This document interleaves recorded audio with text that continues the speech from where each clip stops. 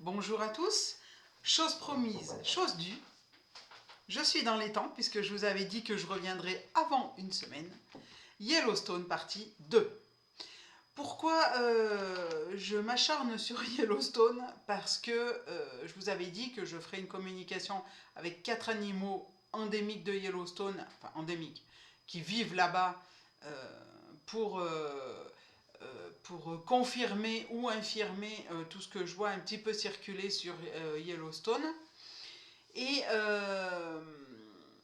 ce qui m'a un petit peu encouragé, j'ai regardé la dernière vidéo de Yam Mazekin qui parlait de Yellowstone et que les humains, que les chercheurs en vulcanologie déclenchaient, en fait, envoyaient des ondes dans le sol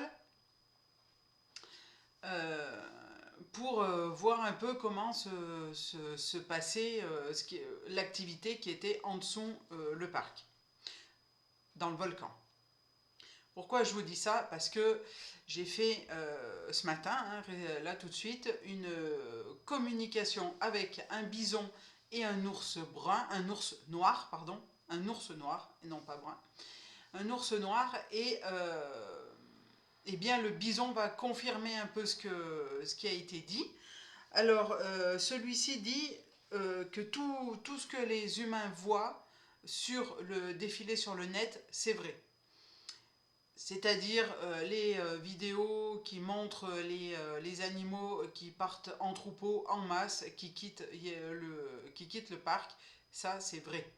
Hein, puisque certains vont dire que c'est pas vrai, que c'est de l'IA, que ces vidéos viennent de Russie ou de je ne sais où. Bref, non. Lui, il confirme, il dit bien que c'est vrai. Et il dit aussi qu'à force de jouer avec le feu, on finit par se brûler. C'est-à-dire que là, à mon avis, il fait appel, enfin, il est en lien en fait avec peut-être qu'il les a vus, en tout cas moi il ne me les a pas fait voir. Mais ce qu'on peut penser, ce que je peux penser, c'est que voilà, en disant ça, parce que tout ce que les animaux disent, ce n'est pas anodin et c'est pas réfléchi, enfin comme l'humain. Et quand il dit ça, en fait, c'est que il pense aux scientifiques qui envoient des ondes dans le sol. Et c'est effectivement, ça pourrait corroborer, puisqu'il dit à force de jouer avec le feu, on finit par se brûler. Donc là-bas, les scientifiques savent. Le Yellowstone, c'est comme les champs flégréens en Italie. Ils sont hyper surveillés parce que c'est des super volcans. Et quand ils rentrent en éruption, c'est terrible. Bon. Mais est-ce que la surveillance doit aller jusqu'à envoyer des ondes dans le sol pour voir comment le sol, pour voir comment le volcan se comporte? Je suis pas très sûr, quoi. Enfin bon, voilà. C'est pour ça que le bison m'a dit ça. Et donc, puisque je suis en lien avec lui, j'entends le bruit du troupeau, hein. Les sabots sur le sol, enfin, comment dire, ce bruit sourd d'animal qui court, quoi, hein, voilà. Et puis la puissance du corps, la puissance de leur force, quoi. Je sens vraiment ça, je suis carrément dedans, hein. Et donc, il me dit qu'ils s'en vont vers le nord. Alors, je vous prie de m'excuser, je suis en train de lire mes notes et je ne sais pas trop comment les installer. Donc, ils vont dans le nord, bizarrement, comme le coyote et qu'est-ce que j'avais fait avant? L'élan. Il me dit que je sens la terre vibrer, enfin trembler, vibrer. Voilà, pour moi, ça fait comme ça. Sous leurs pas, alors évidemment, hein, y a la force, leur force à eux qui court sur le sol, mais en tout cas, le sol, je le sens vibrer comme ça. Je sens aussi beaucoup de tension et de stress malgré la puissance de leur corps, de son corps, je sens quand même ce stress-là. Et il me dit que d'autres troupeaux se rejoignent pour partir vers le nord. Toujours pareil, cette histoire de nord qui revient beaucoup. On quitte le parc parce que l'éruption arrive. et il me dit quelques semaines. Bon, quelques semaines, ça peut être 15 jours, 6 mois, quelques semaines. Hein, puisque eux, ils n'ont pas la temporalité comme nous. Donc, voilà, quelques semaines, c'est assez vague. Si on devait me dire, bon, qu'est-ce qu'ils disent les animaux, là, ça va rentrer en éruption demain ou après-demain, ça, je ne peux pas être formel là-dessus. Moi, tout ce que je sais, c'est que le bison m'a dit quelques semaines. Voilà. Après, à vous d'interpréter. Il me dit aussi qu'il va y avoir beaucoup de victimes chez les humains parce que on est déconnecté, enfin je ne parle pas pour moi, mais en général, on est déconnecté de la nature, on n'arrive plus à lire les signes, on ne sait plus lire les signes avant-coureurs, et c'est pour ça que les gens seront pris au piège. Et il me dit, certains savent lire les signes, et là m'arrive le chant d'un Indien, donc je le vois, l'Indien, le chant d'un Indien, et le bison me dit que ces gens-là savent reconnaître les signes de la nature, ils habitent et ils vivent avec la nature. Donc ça, c'est moi qui rajoute. Les autres, donc notamment les citadins, les autres, ils ne savent pas, ils sont déconnectés totalement de la nature. Il me dit, toi tu es connecté, il est important que tu développes ce don. Merci, il te sauvera la vie. Merci. Regarde, il me fait voir les humains. Alors il passe en fait devant des humains qui sont là ébahis à regarder le troupeau de bisons courir. Et il me dit, regarde-les eux. Ils nous regardent, ils prennent des photos. Ils sont là statiques. Ils filment. Et ceux-là, ils sont complètement fous. Comment dire, nous partons pour nous protéger, mais eux ne comprennent pas. Ils sont là à nous regarder bêtement. Ils ne comprennent pas le danger qui arrive, et après ça sera trop tard. Je peux dire que ce bison était bavard hein, quand même. Alors je lui dis, est-ce que tu pourrais me dire quand est-ce que le volcan va entrer en éruption? Il me dit, avant l'hiver, c'est possible. Il court, je sens son cœur qui s'accélère, hein, puisque comme vous le savez, la communication, ça marche par sensation, sentiment, émotion, couleur, odeur, etc. Et moi, j'ai la capacité de tout ressentir. Et donc je sens, c'est là que je vous dis, je sens vraiment sa puissance, son corps, oui, son corps très puissant sur ses pattes.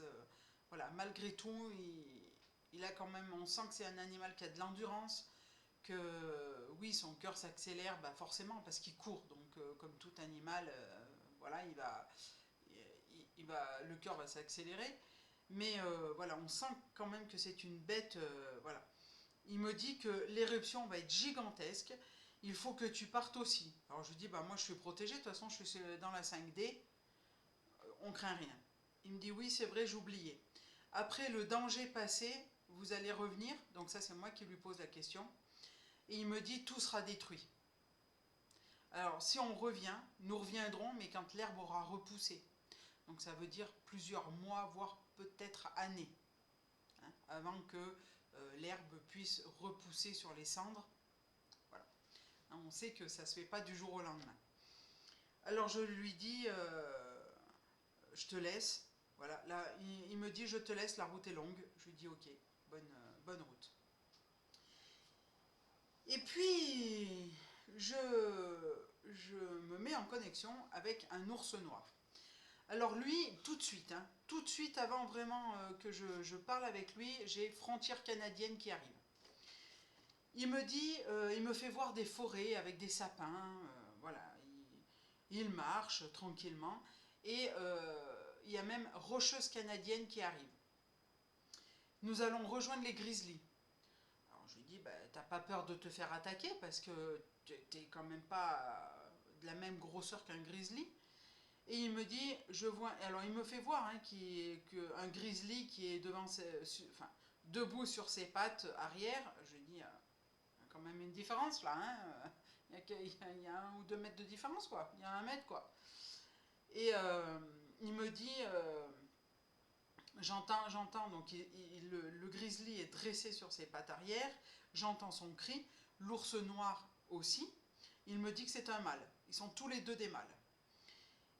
Alors, il me dit qu'ils nous tolèrent sur leur territoire car ils savent que le danger arrive et que nous le fuyons. Alors, je lui dis, bah, quel danger? Il me dit, Yellowstone. La terre gronde. Et effectivement, j'entends un bruit sourd. Il me dit, c'est différent de d'habitude. Alors, il me fait voir qu'il traverse une prairie avec 3 oursons et sa femelle. Mais c'est vrai qu'on sent l'atmosphère lourde. Je la sens lourde. Je sens aussi, comment dire... alors, c'est pareil que nos animaux domestiques, ils ont des souvenirs. Alors, il me fait voir, hein, cette prairie où il vit tranquillement, un peu comme l'élan la dernière fois. Mais là, cette fois-ci, je ne vois pas les oursons jouer, se chamailler comme feraient des bébés. Là, non, les oursons suivent et j'ai l'impression qu'ils sont concentrés sur ce qu'ils font. La mère est à l'arrière, enfin à l'arrière de la bande, hein, et il me dit que quelque chose de terrifiant se prépare. Le sol tremble plus que d'habitude. Et il lève la tête. Donc parfois je suis soit dessus l'animal, soit enfin, j'arrive à fusionner avec lui. Et il me montre au loin donc une montagne avec un éboulement de roches. Et il me dit, ça tu vois, c'est pas normal. D'habitude ça se fait pas. D'habitude on voit pas ça. La Terre se réveille encore une fois, hein. Il y a une atmosphère spéciale, pesante, très silencieuse. Donc vraiment comme si quelque chose était en train de macérer, de mijoter avant l'explosion. Il tourne la tête sur la gauche et il passe à côté d'un geyser. Et là on voit qu'il y a une éruption hydrothermale. Là c'est pareil, il me dit c'est plus fort que d'habitude. D'accord? Donc vous voyez, j'en ai des frissons quand je vous le raconte. Et il me dit aussi, on part pour se protéger. Je lui dis, bah, c'est normal, hein, tu vas pas rester là à regarder. Voilà. Il y a quelques grizzlies ici, mais là, on va directement sur leur territoire. On n'a pas le choix. Tout va être détruit. Et il me dit encore, en dessous, ça bouillonne, ça va être terrible. Tout cela va être, donc tout son secteur, en fait, hein, tout son territoire va être recouvert de cendres. Alors il me dit, je suis ravi d'avoir parlé avec toi, les humains comme toi sont rares, merci aussi. Donc je lui dis un merci en retour et je lui souhaite bonne route. Je vais garder pour la suite, après éruption, je ferai avec un oiseau, parce que c'est intéressant puisque je vais voir en fait comment dire, le spectacle, c'est peut-être un peu exagéré, mais en fait je verrai le paysage d'en haut, hein, style vue satellite, mais animal. C'est pour ça que sur Yellowstone, je m'arrête là. Donc, comme vous le voyez, les 4 animaux avec qui j'ai discuté confirment en fait, hein, ce que tout le monde, enfin tout ce qu'on voit, les vidéos, etc., confirment que Yellowstone va rentrer en éruption. Probablement avant la fin de l'année, là je prends des pincettes, hein, parce que comme je vous l'ai dit, le temps avec les animaux et le temps pour nous n'est pas le même. Et là, voilà, on ne peut pas être plus précis que ça. Quant aux champflégréens, alors là aussi, j'ai des frissons quand je vous en parle, parce que eux, pour moi, ils vont rentrer en éruption avant la fin de l'été. Pourquoi? Parce que les champflégréens sont reliés au Vésuve. Et il y a quelques jours, le Vésuve, il y a eu un séisme de magnitude 4,5. C'est quand même pas anodin. Les champflégréens, il y a quand même eu quelques secousses depuis le début de l'année. Hein. je crois qu'ils sont à 40 ou 50. Voilà, et ce qu'il y a, c'est que vous pouvez vérifier, hein. Moi c'était sur National Geographic, je crois, ou quelque chose comme ça, enfin quelque chose de reconnu, quoi, les chambres magmatiques sont reliées. Les champs flégréens, le Vésuve, c'est tout relié. Ce qu'il y a, c'est que entre le Vésuve et les champs flégréens, il y a 5 millions de personnes. Alors bien sûr, hein, le gouvernement italien a le protocole d'évacuation, seulement ils attendent un maximum, parce qu'ils ne savent pas, bien que ce soit surveillé, ils ne savent pas quand ça va rentrer en éruption. Certaines personnes avec une capacité, des ressentis, sont allées leur dire il y a un danger, il y a des éruptions qui vont arriver, mais non, comme toujours, on attend le dernier moment pour faire l'évacuation. Seulement 5 millions de personnes en 72 heures, je pense que ça va être un peu compliqué. Voilà. Mais je souhaite vraiment, je souhaite vraiment que ces gens soient évacués. Voilà. Mais comme tout le reste, hein, il y a eu un tsunami en Islande, vers le Groenland, là-haut, enfin là-haut, au nord, où là, vraiment, l'État avait dit de se reculer dans les terres, donc les gens l'ont fait. Il y a eu un tsunami au Texas, hein, où là, ça a vraiment emporté, enfin, l'eau est arrivée en quelques minutes au niveau des toits. Et voilà. Alors moi, je ne suis pas exempt de ça, hein. Je ne suis pas hors zone, parce que pour les gens qui connaissent un petit peu ma région, eh bien, il y a un épicentre sismique pas très loin de chez moi, à Laffré. Donc à Laffré, c'est à, on va dire, à peine une dizaine de kilomètres. Alors, j'avais senti, hein, dans ma jeunesse, en plus en pleine nuit, voilà, un tremblement de terre, mais là, il faut savoir que l'épicentre est à Laffré, et j'ai appris récemment par un de mes voisins que l'épicentre meurt en fait dans le lac. Voilà, donc pour vous dire que, bon, il n'y a pas de volcan autour de chez moi, mais je suis sur un épicentre sismique. Enfin, pas très loin de l'épicentre d'un séisme. Donc voilà, c'est peut-être ça, hein, que le bison est en train de me dire, m'a dit, ton don va te sauver la vie, et c'est peut-être à cause de ça. Voilà. Donc moi je fais la relation là-dessus, ça sera peut-être pour autre chose, mais en tout cas voilà, je reste vigilante. La vidéo fait déjà 18 minutes bientôt. Je vous souhaite un très bon dimanche.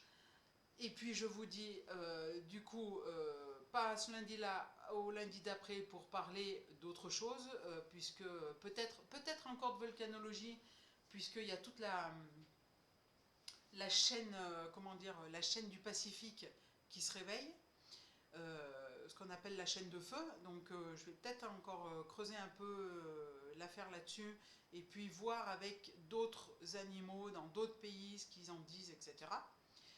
Je reviendrai au Feng Shui avec mes plantes un petit peu plus tard, hein, voilà. Sur ce, si vous avez aimé, likez, partagez sur tous les réseaux, abonnez-vous à ma chaîne, et je vous dis à très bientôt. Au revoir.